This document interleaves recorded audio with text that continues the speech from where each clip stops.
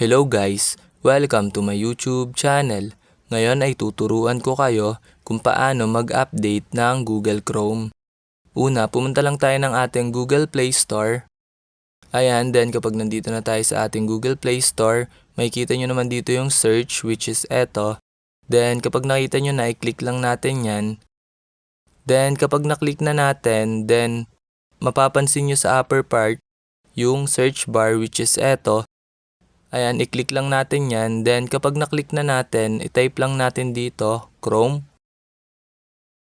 Ayan, then kapag na-type na natin, then search.